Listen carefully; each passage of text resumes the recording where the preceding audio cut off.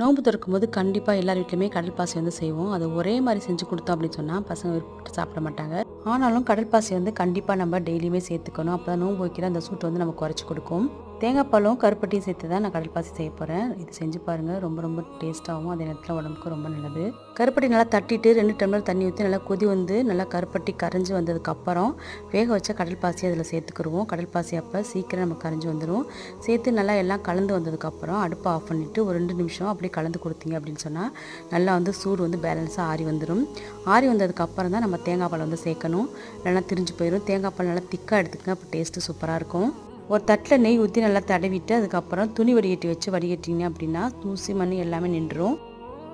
கண்டிப்பாக துணி வடிகட்டு தான் வடிகட்டணும். அப்போ தான் வந்து நமக்கு சாப்பிடும்போது மண் வந்து வாயில் தட்டுப்படாது.